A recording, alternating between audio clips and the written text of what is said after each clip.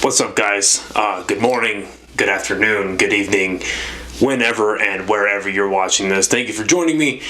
As you can already tell, this is going to be a very different episode. I don't even know if I could call it an episode, but it's be a little bit different. First being, it's only me. It's going to be only me tonight. And second being, I'm not in the studio. I am in my personal library, my little nerd room. And I mean, if you guys want to see more of this, let me know. I'll make a little video on it maybe. But yeah, so no agenda, no real. I don't have any notes in front of me, but there's a subject for sure. And there's a big announcement today. And I'm on the DC side for a reason. Got my faded Batman vs. Superman shirt on. And this is something I've been thinking about for all day today, and I just can't wrap my head around it. And I want to just give you guys my thoughts and kind of just word vomit a little bit. So thank you for indulging me. So right now, there is a huge announcement at about 10:30 in the morning Pacific time today. And I'm reading from Variety. Warner Brothers to debut entire 2021 film slate on both HBOMAX and in theaters. That is absolutely insane. I'll explain why, in my opinion, in a little bit, but that is absolutely insane. Now, to go further, on that slate are movies like, for instance, this Christmas, they're starting out actually with Wonder Woman 84. Moving forward from that, you've got movies such as The Suicide Squad, Tom and Jerry, Godzilla vs. King Kong, the Mortal Kombat reboot, The Conjuring 3, the new Space Jam movie, and then some more indie-style films that don't really have my attention, but we'll see if they're good or not. And, of course, Dune. This is huge. This is something that nobody expected. I certainly didn't expect it. If you guys remember, a little earlier this year, maybe 2 months ago, Disney Plus actually released their live-action Mulan, but the caveat to that was that it was a $30 asking price on top of your monthly subscription for Disney Plus. In the Warner Brothers case with HBO Max, it is absolutely free to all subscribers, and it'll only be on for 30 days, or 31 days, but still, you're not paying any extra. You're getting the same film that's going to be in theaters on the same day. It's going to be at home. So what does this mean, right?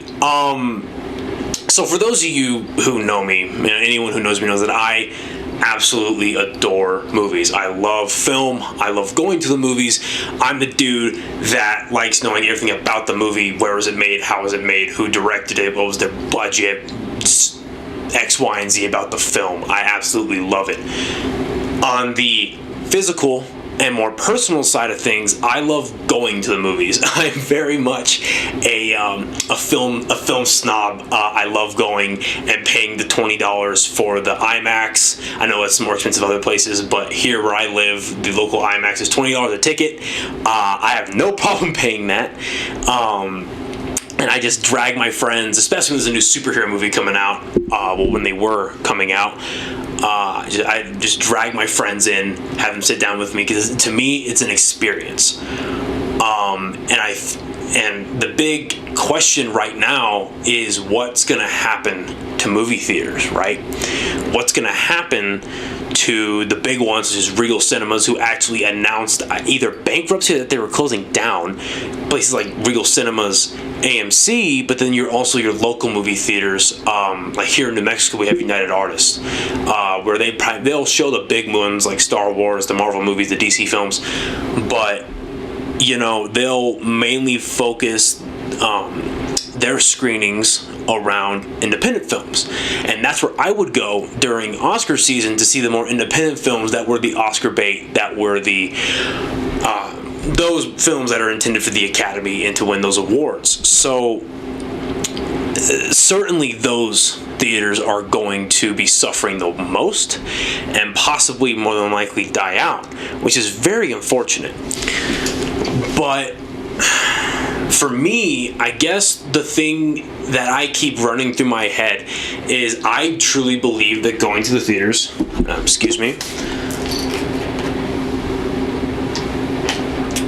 I truly believe going to the theaters is an experience.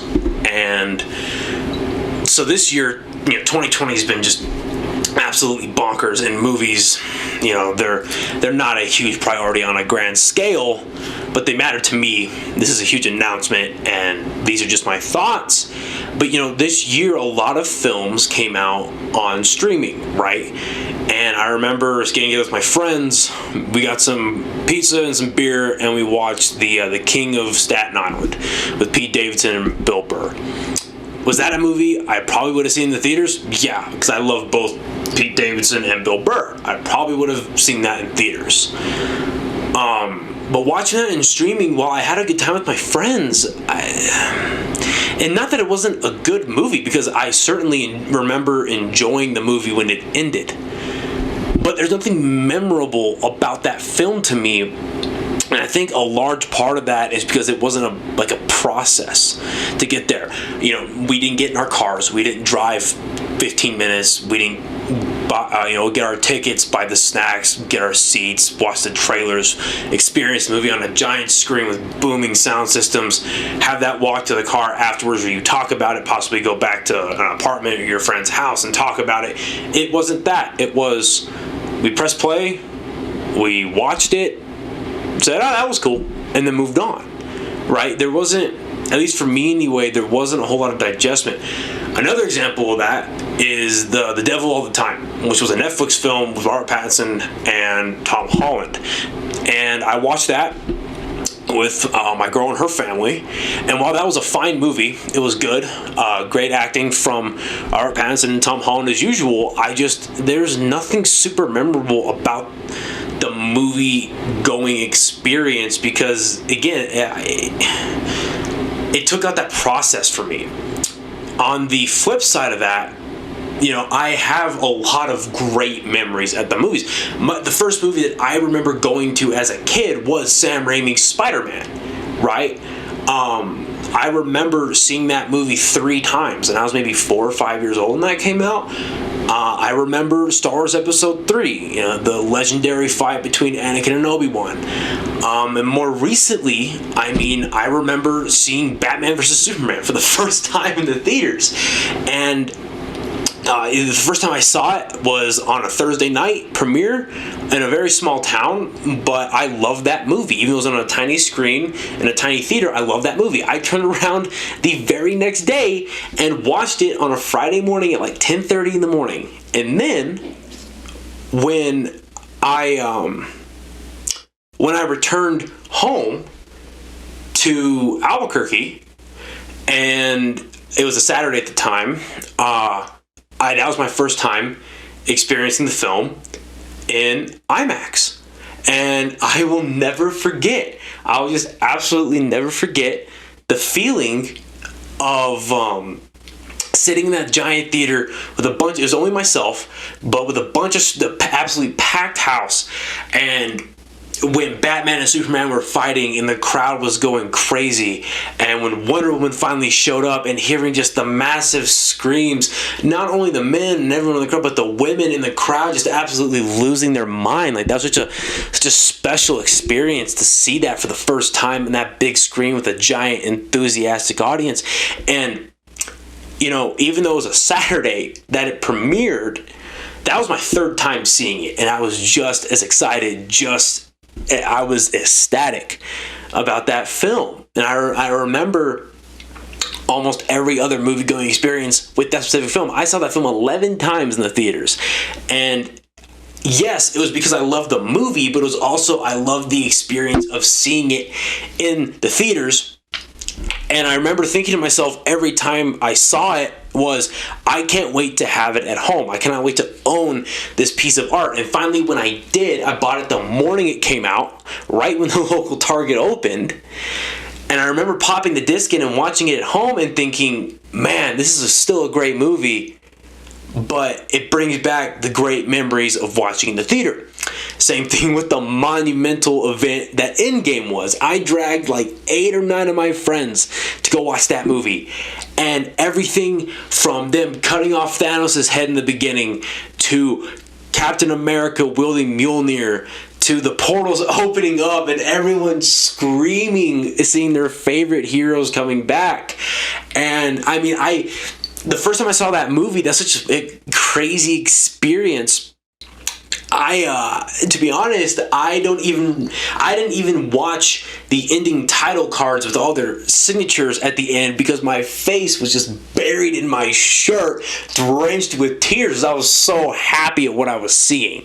And I didn't actually see the full title card at the end and the signatures until the second time that I watched it. And not to say that those experiences, I wouldn't have enjoyed the movies any less would I have watched them for the first time at home. But I know for me, you just don't get the film going experience like that at home.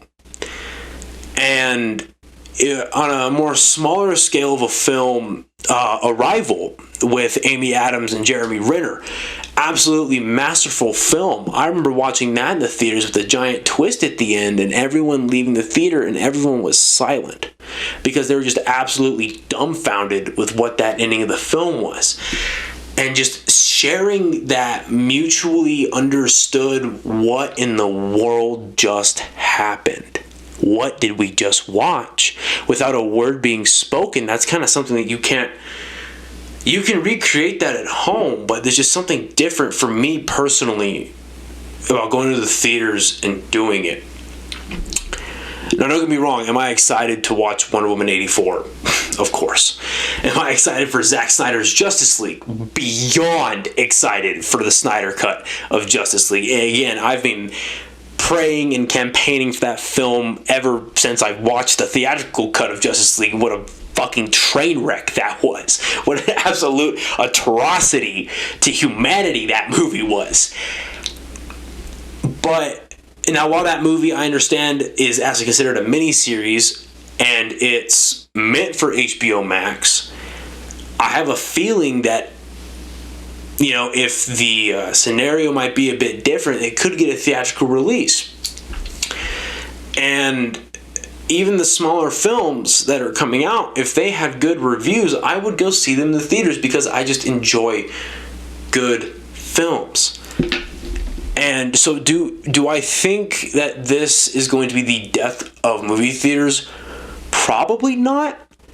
But I mean, I was reading another article today and they brought up a good point with the phrasing. They said, you know, once you let the genie out of the bottle, can you really put it back in?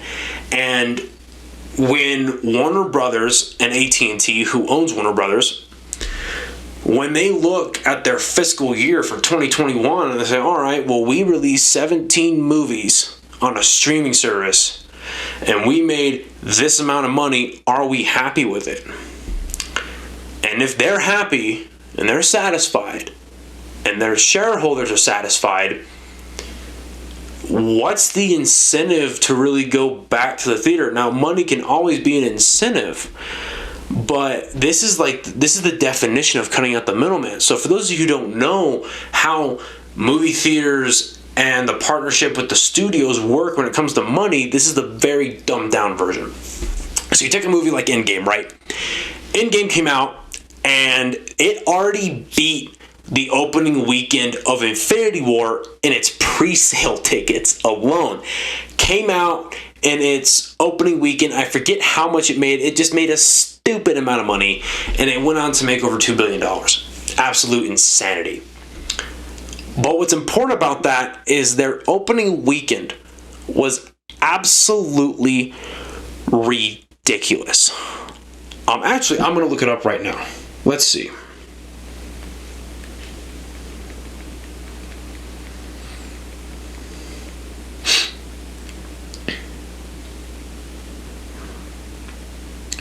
Okay, so Endgame, holy fuck, Endgame made a global $1.2 billion debut.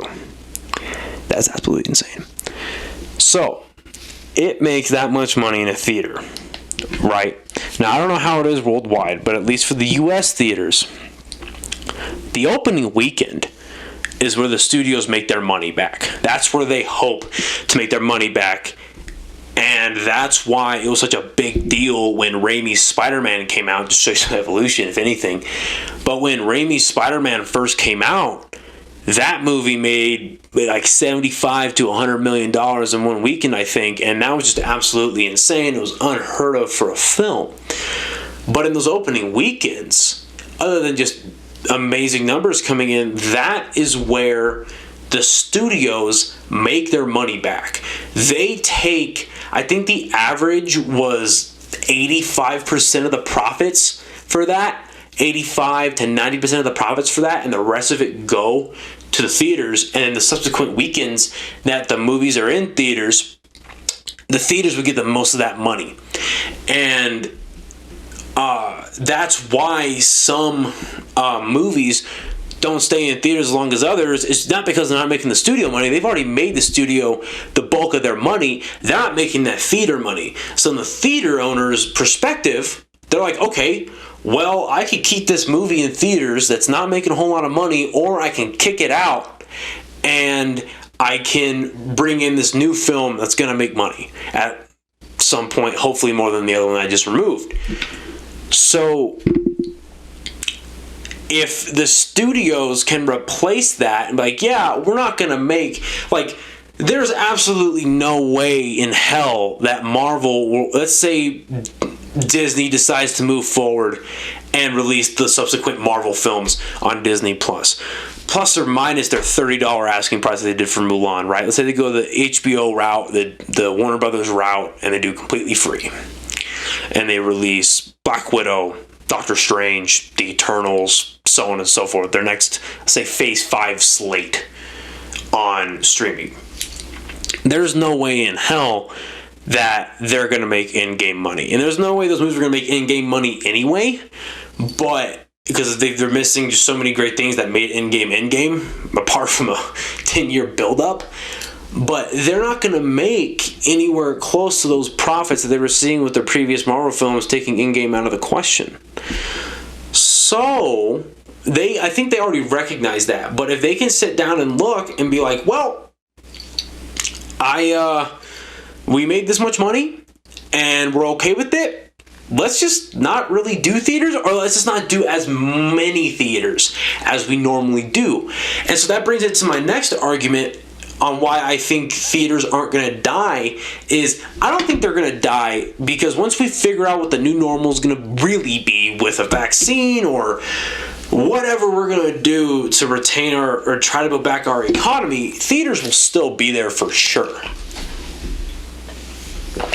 My theory is that theaters will start to slowly but surely, they'll go the way of the Broadway, the theater, play entertainment scene. There will be big films in major cities, Los Angeles, San Diego, New York, so on and so forth. But there'll be more. There won't just be like one giant thing like there is like the Broadway in New York. They'll be scattered throughout the country in major cities, but it'll be like, oh, hey, make the trip to Los Angeles to see Deadpool 3 or Spider-Man 24 or whatever the next big film is, and then these movies will end up like musicals, and or Broadway shows, and they'll tour, and that might be a route that they go. But they might not even go that far, depending on what kind of profits they'll make off of their streaming services. Because there is, as much as I love going to the theaters, and as much as I love having that experience and having those memories, there is an undeniable convenience and an undeniable service that streaming brings, right? A lot of people can't go to the theaters, whether it's because they can't physically get there, they don't have the time to get there, or they don't have the money to get there, because it's expensive to go to the movie theaters nowadays. And that's a whole different conversation on why that's all fucked up. But a lot of people can't go to the theaters, and also a lot of people don't want to go to the theaters anymore. Well, before the pandemic, there's a group of people that just didn't want to go to the theaters because, like, well, it's going to be out on digital anyway. I can rent it on Redbox. I can do whatever it is that I can do, but I'm not going to spend, because even if it's two people going to see let's say an average ticket's $12, there's $24. You're probably going to dump another $30 on snacks. I mean, why are you going to spend almost $60 for a couple? Probably multiply that by 2 if it's a family of 4. Why are you going to spend that much money when you can just wait, what's the turnaround time, 3 to 4 months to watch these movies on demand for $5?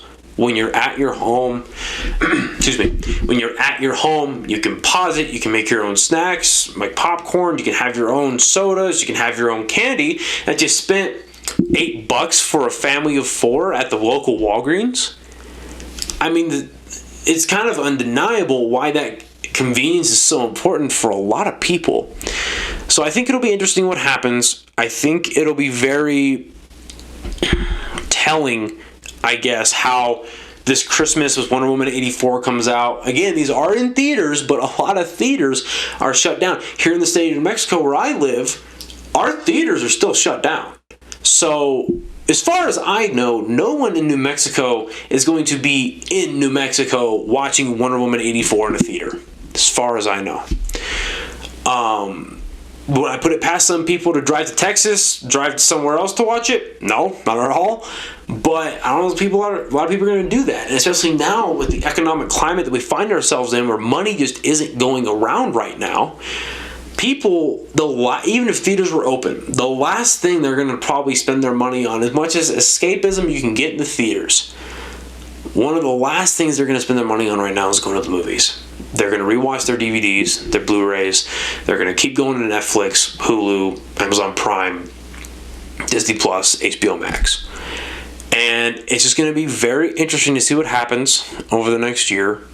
It's going to be very interesting to see what kind of profits these people make if they decide to tell us, or if they just say, hey, our streaming service did great.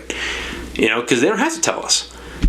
And yeah, it's just a very interesting time in general, but specifically talking about movies, this was an insane announcement. Absolutely bonkers. I couldn't imagine this happen. And I think the last point I'm going to make is this is a shining example, an absolutely amazing example of why capitalism is a good thing.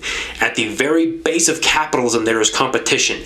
So now that HBO Max and Warner Brothers are saying, hey, all these blockbuster films that people want to see are now going to be available for free. HBO's like, what, $11, $12 a month? But the savings are ridiculous because you're not going through a paywall like you had to with Disney Plus.